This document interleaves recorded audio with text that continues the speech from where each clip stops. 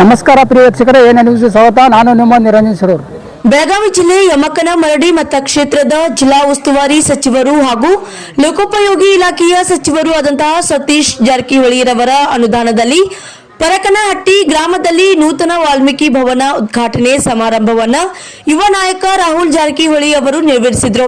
ಈ ಶುಭ ಸಂದರ್ಭದಲ್ಲಿ ಗ್ರಾಮ ಪಂಚಾಯಿತಿ ಅಭಿವೃದ್ಧಿ ಅಧಿಕಾರಿಗಳು ಆದಂತಹ ರಾಜು ಬೇಟ್ ಸೂರಿ, ಗ್ರಾಮ ಪಂಚಾಯಿತಿ ಮಾಜಿ ಅಧ್ಯಕ್ಷ ಶಿವಲಿಂಗ ಹೆಬ್ಬಾಳ್, ಸದಸ್ಯರಾದಂತಹ ಅಡಿಯಪ್ಪ ನಾಯ್ಕ್, ಈಶ್ವರ್ ಮುನ್ನೊಳ್ಳಿ, ವೀರಭದ್ರ ಸುಲ್ತಾನ್ಪುರಿ, ಈರಪ್ಪ ಹುಕ್ಕೇರಿ, ಯುವ ಮುಖಂಡರು ಅಜಿತ್ ಸುಲ್ದಾಳ್, ರಘು ಸುಲ್ದಾಳ್, ಇನ್ನು ಹಲವಾರು ಗಣ್ಯರು, ಸಚಿವರ ಆಪ್ತ ಸಹಾಯಕರು ಹಾಗೂ ಪರಕನಹಟ್ಟಿ ಗ್ರಾಮದ ಗುರು ಹಿರಿಯರು ಈ ಸಂದರ್ಭದಲ್ಲಿ ಉಪಸ್ಥಿತರಿದ್ದರು.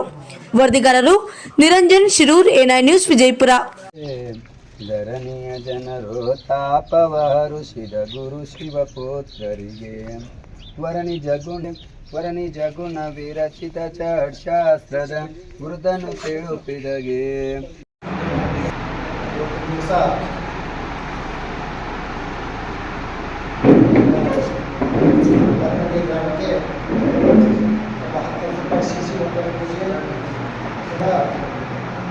ಉದ್ಘಾಟನಾ ಸಮಾರಂಭ ಹಾಗೂ ಕನ್ನಡ ಶಾಲೆಯ ನಮ್ಮೆಲ್ಲರ ನೆಚ್ಚಿನ ಯುವ ನಾಯಕರು ಹಾಗೂ ಕರ್ನಾಟಕ ರಾಜ್ಯ ಪಂಚಾಯತ್ ನಿರ್ದೇಶಕರು ಆತ್ಮೀಯವಾಗಿ ಸ್ವಾಗತ ಸುಸ್ವಾಗತವನ್ನು